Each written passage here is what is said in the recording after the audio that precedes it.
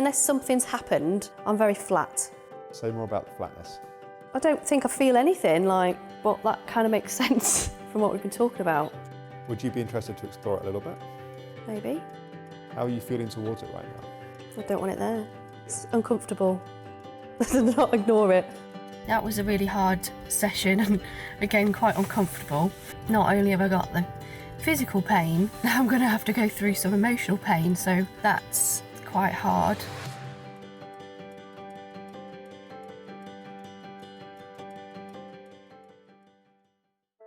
Welcome to this week's episode of In Therapy with me, Alex Howard. And for this week's episode, we're going to be catching up with Sally. One of the things that I was really excited about with this series is showing the real journey that people go on therapeutically, showing the ups, the downs, the challenges, the difficult pieces. And I think now we're we're about 3 months into following, 2-3 months into following Sally's story. She's having some real breakthroughs. And in this episode, you're going to hear some of what's been changing, some of how that's impacting upon her excitement of coming to the stage of really being able to bounce the boundaries, which is a term we use, where you get to the point you're ready to start to challenge the limits of what you're able to do. So I think this is going to be hopefully an uplifting episode. We've had some quite intense and perhaps quite challenging to watch episodes recently. So I'm really glad to be sharing this week's episode. And here is Sally.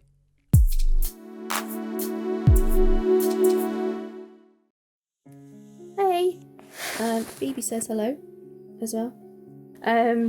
So a year ago today, I went to the doctors, having been ill since beginning of January. I said, I just don't feel like I'm getting any better. Someone at work had the same virus as me and they're better now and I'm not. At that point, he sort of said, if we do some blood tests and they come back and they're all fine, then we might be looking at fibromyalgia.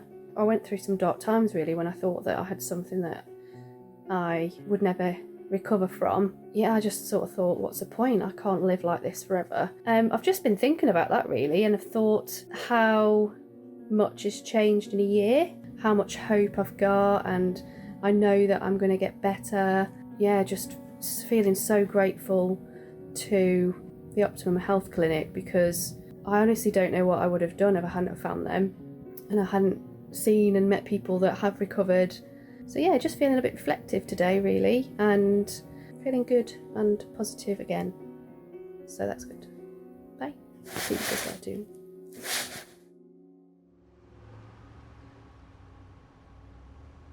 How are you doing?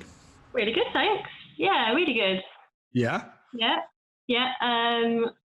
Haven't had any crashes. The only real symptoms I think I've had have been like a little bit of back pain. And I'm sleeping really well. I'm not waking up really at night now. Okay. I've got a lot more energy. So like if I had to pop to the shop on the way home from work or fill petrol in my car or something, I'd be like dreading it because I'd have no energy for it. But now I'm just going and it's fine. So really, that's awesome. Yeah, really good. Do you feel like you're more consistently in a healing state as well? Yeah, definitely. Yeah. Okay. When I was like, whenever I'd start meditation before, I'd noticed that my heart rate was just really high. But I don't get that now. I feel quite calm a lot of the time now, which is brilliant. That's great. Job done. Where have been the challenges? The challenges with like connecting with my emotions, I'm still like, I put in the email to you that I don't really know where to do stops and when to not.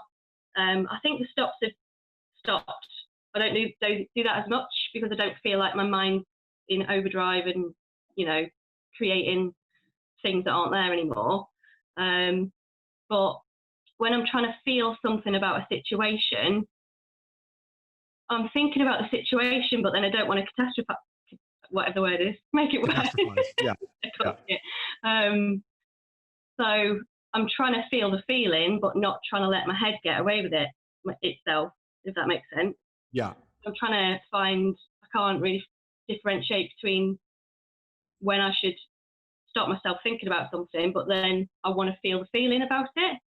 It's quite a subtle balance sometimes, and sometimes what's helpful is the mind sort of running a load of stuff, and we calm some of that, and actually that allows us to get more in touch with the feeling. So we're not trying to stop the feeling, but we might want to stop some of the thoughts that are either stopping us from feeling the feeling, or they're sort of, it might be, for example, that there's a feeling of feeling upset about something. Then there's loads of thoughts around, oh my God, I can't believe they did that to the most terrible person, and I'm never going to get, like, the mind's kind of escalating the situation. And actually just calming some of that actually allows you then to feel more of what you really do feel, which might be that, for example, just feeling a bit hurt and feeling a bit kind of unseen in a situation.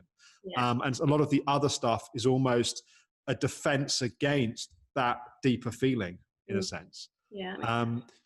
Do you feel that you've been more emotionally in touch? Like what's the kind of, although it sounds like it's still some work to be done, my sense is there has definitely, sounds like there's been some progress. So talk me through that. Yeah, definitely been progress. I think if I'm in sort of an emotional scenario, like we've had a few things at work, we've had to announce a couple of redundancies, which has been really tough. I've been sort of checking back in with my body during those conversations so that I can, because I definitely feel sometimes, it's not obviously not conscious, but my body's tensing, and then that's when I get the back pain symptoms. Yeah. Um, So you're more aware of how your body's responding, whereas in the past, you might have been avoiding and distracting yourself by just sort of being busy and sort of getting things done. Yeah. You're actually feeling the impact that's happening, Yeah. which then allows you to actually respond to that. Yeah, definitely. Yeah, definitely more in touch now. Yeah. Yeah. And you said in your email that there haven't been any kind of car cries or shower cries. No. Have there been some cries, if that's the right term? Not really. A couple of times when I've felt, I think towards like 3 to 4 weeks ago at the beginning, I would still notice that I wasn't in touch with my body as much then. So if I do like a meditation about, I don't know, feeling safe or feeling good enough, that then I'd had a couple of like cries then, but like it's just come. It's not, I've not forced it in a car cry, if that makes sense. Yeah. So, Yeah, that's great. That's great. They really connected with me, those, and I obviously can see what my issue was with the situation that I was dealing with. Yeah.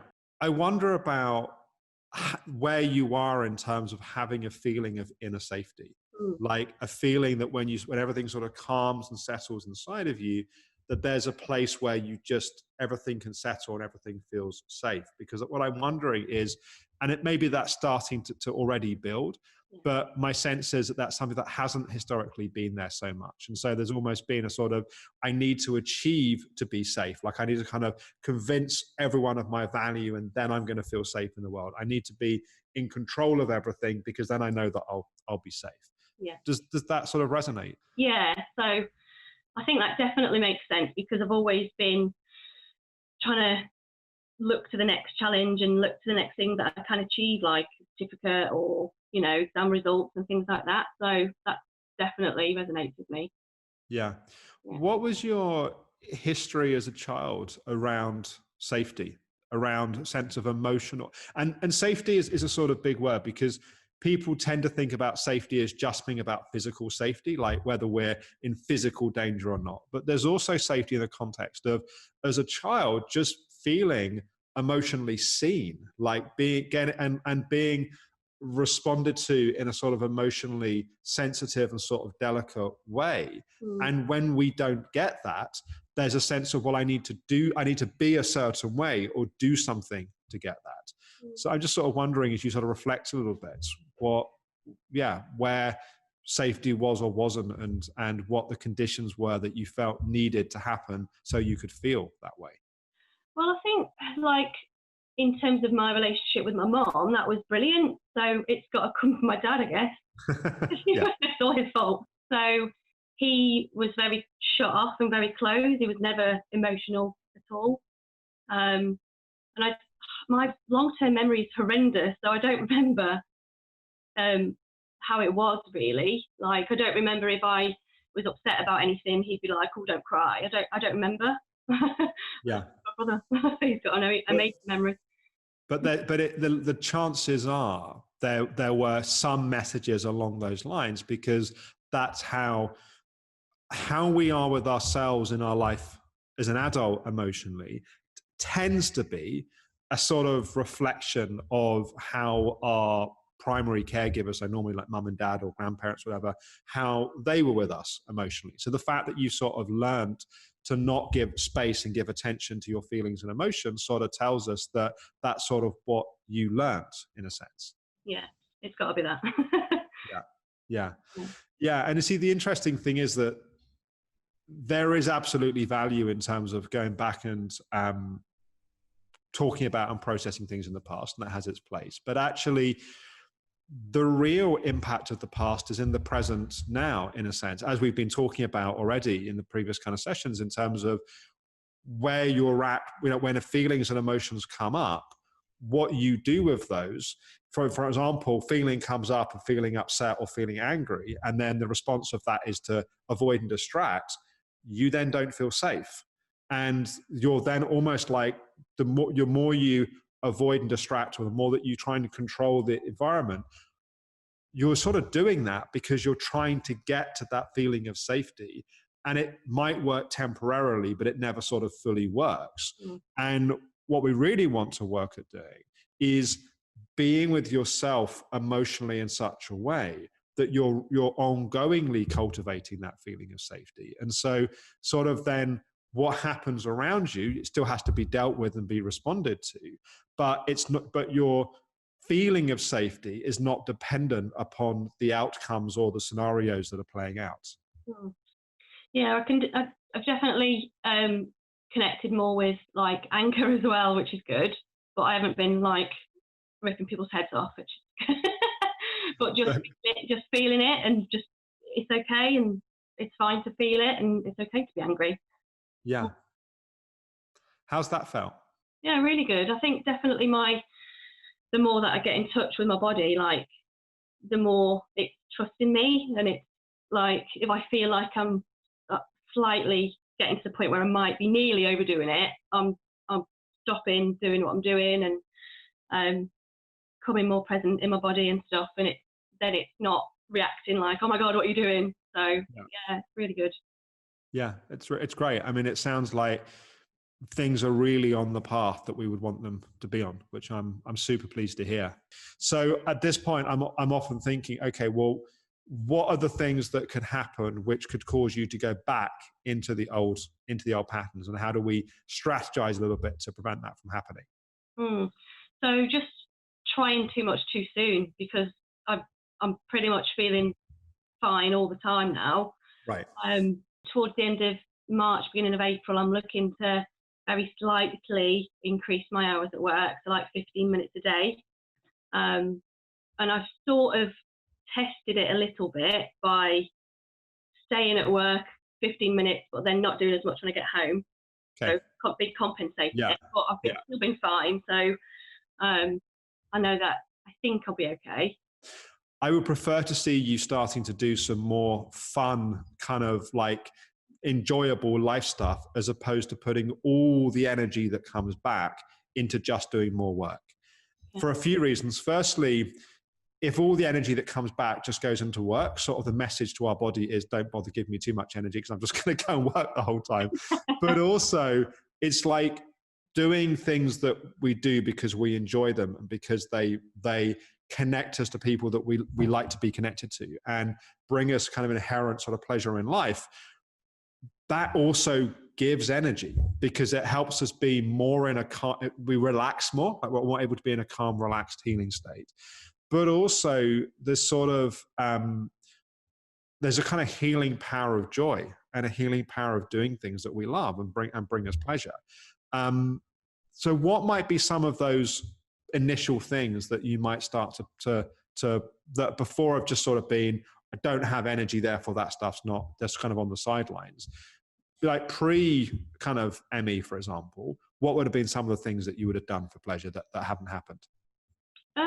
Just going out for meals and drinks, not drink alcoholic drinks anymore, too old for that. But like going out for coffee with friends and yeah, just going down to the pub for a meal, days out.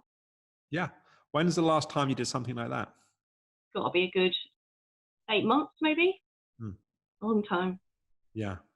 Yeah. How do you feel about doing something like that now? Yeah, I want to do it.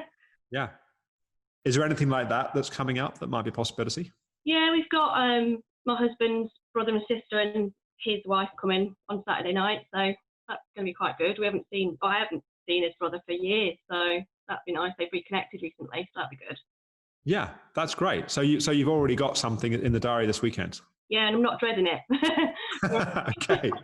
A few months ago, I'd been like, oh God, I'm going to have to be in bed all day. So yeah, I'm not pre-planning too much. I'm just going to do, walk the dog and Yeah. not. I think that sounds great, because I guess what I'm really saying is that you are certainly at the stage where you've got a stable, solid baseline, and you've got an increase in energy and capacity that's happening. So you are absolutely at the place where you want to be bouncing the boundaries, and you want to be sort of discovering what you can do and what you can't do. And if you don't ever do a bit too much, probably means you're playing it a little bit too safe. Like, it really is okay to have a mini crash that takes a half a day or maybe even a day sometimes to get over. You just need to make sure you don't do that a day you've got to be at work, and then it becomes a kind of compounded sort of situation. But you sort of don't know where the edges are until you hit them. And the trick is that what you don't want to do is start piling in too many new things too quickly on top of each other. Yeah. So you do something that's kind of a stretch in your capacity. You come back to your baseline for 3, 4, 5 days and see how you are before bringing something else in. So you do it very carefully, you do it very strategically, but in a sense, you're ready to go the next stage. You're ready to start to come back a little bit more into the world. And I think that this is one of the most fun and exciting parts of the recovery process, because things that you were taking for granted before start to become a real treat and start to become a real pleasure. Yeah, it sounds good. Like, I've been, even on some of the days when I'm working a bit later, I've been taking the dogs to like the local country park, whereas normally I'd just go around the village sort of thing. So yeah, and that's nice, because I like taking her somewhere nice and somewhere different. Yeah. So going back to what we were saying of how you could sort of unintentionally screw things up, the danger would be to try to do too many things at once, sort of too quickly. Yeah. So the trick is to be cautious, to be careful, and you're sort of trying to find a balance between not going into a sort of pushing achiever, like, right, I'm just going to go off and do all these things and do everything, but also not going into a massive anxiety pattern of, oh my God, if I do anything, I'm going to feel worse. So I've got to keep everything really carefully contained. Yeah, cool. Yeah, that sounds good. What else are the potential pitfalls or the potential ways that things could go in the wrong direction? Stopping listening to my body, I guess. Being busy doing other things and building things in, and then not noticing the sort of warning signs, I think. Yeah, so you could sort of get in a habit of not having symptoms and therefore not listening. And then when you do start to get a few warning signs, sort of just ignoring them and sort of distracting and avoiding. Yeah, I think so. And then also maybe feeling, again, obliged to do things when I don't feel like I'm able to. That makes sense. So feeling like, well, I feel a lot better than I used to. Let's just do this for that person and be the helper again. Yeah. Whereas I'm really good now at just saying no. Well, I think part of the challenge that you're going to have is, for the last, year or so, 8 to 12 months, whatever, you've been saying no because you had no energy. Yeah. So it was although it's still not easy, it is easier to say, well, I'm unwell. I can't do it. It's another thing where you could do it, but you don't actually want to do it. Yeah. Right. And that's a much more sensitive piece of territory, I think, because it's like, historically you would have ignored what you wanted because you were being a helper, and you were like, well, they need help, and that's sort of what I do. I'm going to help them and whatever. Whereas now what you're talking about doing is sort of going, well, actually, what does my body need, my physical body need, but like also what does my emotional body need? And it might be physically like, yeah, I've got energy, but emotionally you're like, but actually I want to go out for a meal with my friend, other friend, or I want to have a lazy evening on the sofa watching Netflix, or I want to go off for a walk on my own, or it might be a whole bunch of other things that actually are what you want to do. Yeah. And choose it to say yes to ourselves. We also have to say no to other people. And you've sort of had this blanket no over the last kind of 8 months or so, which is I can't do it because I'm unwell. Yeah. And that's allowed you to listen and to rest and to sort of build up your capacity. But yeah, I think there might be a piece of work here to do on working on your no, not because you can't do it, Yeah. because you don't want to do it. Yeah. Yeah. Yeah, it would be difficult, I think. Yeah. I don't like to put people out, so I just do it. But you don't mind putting yourself out. Yeah, exactly. That's how it was. Yeah, completely. Yeah. Yeah, but I know I can't do that now. You're starting to reach a point of the recovery process where you can do that, but then that's going back into being the person that unintentionally created this situation in the first place. Yeah, exactly. Yeah. I mean, it's sort of thinking about who do you want to be on the other side of this? Like, what does your life look like in, 2, 3, 4, 5 years time? Like, what sort of person, integrating the lessons of the experience that you're going through, what does that look like on the other side of this? Yeah, I have thought about that actually. It's a good opportunity. I always like to see the positive in everything, so it's a good opportunity to do it all again. Describe to me what that might look like. So who's it's not a kind of a new and improved, because there's nothing wrong with you the way that you were before, but the sort of Sally that's like integrated and learnt and grown through this experience. What's she like? Just does things that are right for her more than everybody else. Doesn't feel obliged to, I don't know, do X, Y, and Z because I feel bad for the other person. Because deep down, when you're the one that's always putting yourself out, deep down, you do feel pissed off about it. Yeah. You just historically haven't really let yourself feel the fact you're pissed off about it. Yeah. But the impact on your body and your nervous system will still be there. You would just sort of avoid and distract and be busy so that you can't feel it. Yeah, definitely. Yeah. It's funny, looking on like Facebook, 5 years ago, 7 years ago, I'm just like, this is always meant to happen. Like, and I'm like, oh, I'm ill again, or I've got another cold, or I'm dying of the lurgy. And it's like, oh my God, it was just destined, doesn't it? Yeah. There were lots of warning signs from your body. Loads, which I just ignored. Yeah. I don't want that again. What else are the potential challenges?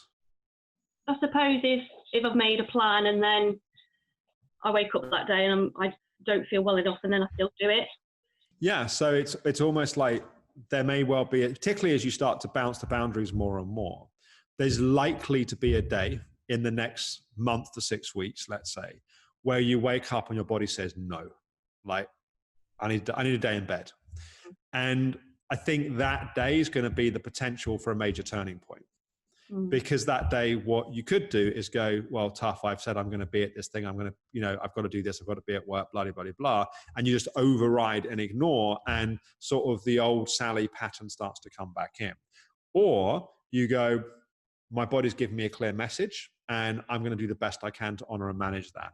And that I don't mean that in an entirely reckless way that it's like, screw the world, I'm spending the day in bed. It's like, kind of, you might call into work and say, look, I'm going to work from home today and just do the kind of the bare essentials, what needs to happen. Or if it's a weekend, you might cancel a plan you had to get. But it's going back to this feeling of safety. Yeah. It's really showing your body that you are committed to that.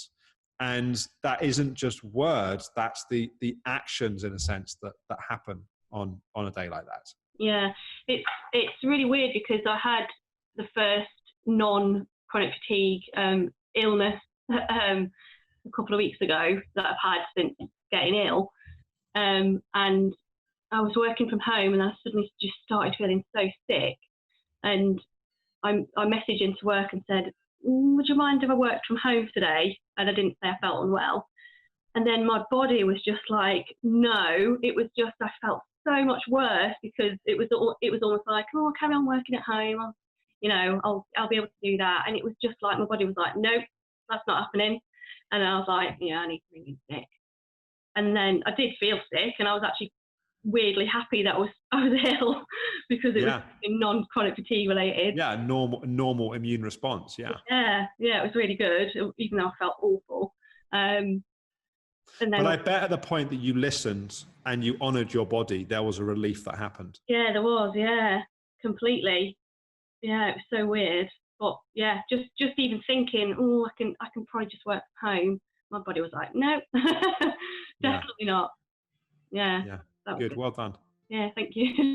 I'm really pleased with the progress that you're making. Thank you. Yeah, I'm really pleased. I don't underestimate how much work and effort you've put in to get to this point. And so well done for putting the work in. And there's no guarantee it's a perfect straight line from here, but you've done the hard bit. Once you're on a trajectory like this, sometimes there might be a few extra bits we need to bring in, but really the main thing is just to kind of continue on the path that you're in and sort of take heart and take confidence in the fact that you're not having to convince yourself that things are different. You can feel the difference. And I think there's nothing more calming than feeling better. Like the more that one feels the improvement, the more the system sort of calms in response to that as well.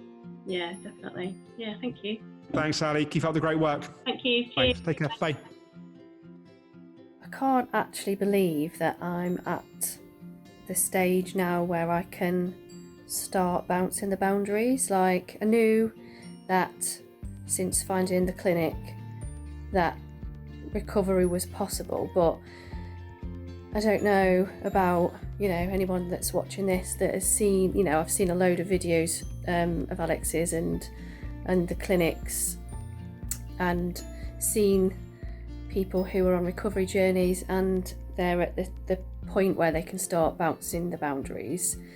And I've always, been really ill when I've watched them. And when I've been watching them, I've been like, oh God, how did they get there? It's amazing that they've gone from being, some people have been bedbound and they've got to that situation and they're now starting to get back out into the world and stuff. So I knew that it was possible, but it was almost like unreachable and unattainable.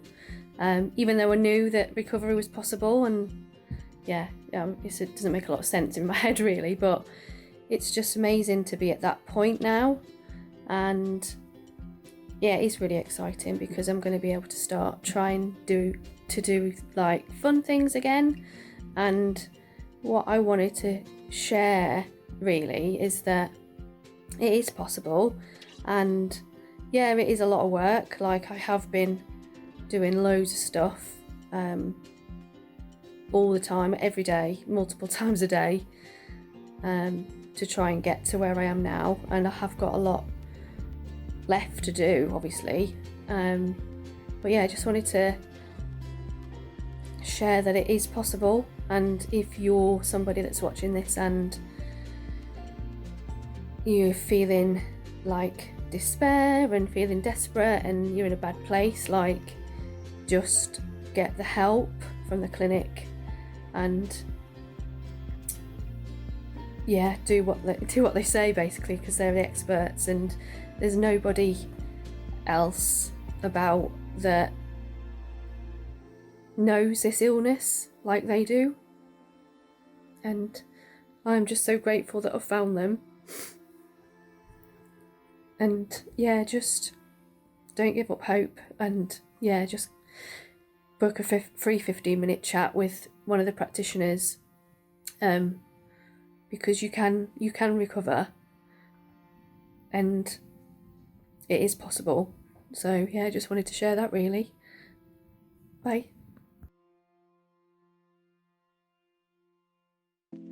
I hope you enjoyed this week's episode of In Therapy. I hope that for those of you that have been following Sally's journey from the beginning, hopefully it's been nice to see some of the progress and how things are unfolding. I'd love to hear your thoughts and reflections. Please do comment below the video. I do read all the comments and I really like hearing how these episodes impact you guys and also the questions and reflections that you might have. Please do also like the video. If you haven't already subscribed to my YouTube channel, please do and click the notification bell. It means you'll get updates as soon as new episodes are released. There's going to be an episode of Everyday Alex tomorrow. I'm making a bit of an announcement about some of the plans for the coming weeks and months of what's going to be happening with the vlog. We'll then have the next episode of In Therapy next week on Tuesday. And we're going to be catching up with Hannah to see how we had a 2 parts last week with Hannah. We'll be cycling back to see how she's been getting on since then. And for now, thanks for watching. Things have been like quite different since I saw you. It sounds like you feel like you're more in your body. Does it still feel like there's quite a lot there that's under the surface, as it were? Sometimes I'll cry a bit, but it feels like loads more crying needs to come out. She needs to work with the emotions, but often part of what helps us do that is step away from them to sort of come back to them. But she's sort of limited in energy, so the more she steps away from them, the more draining that potentially can also be.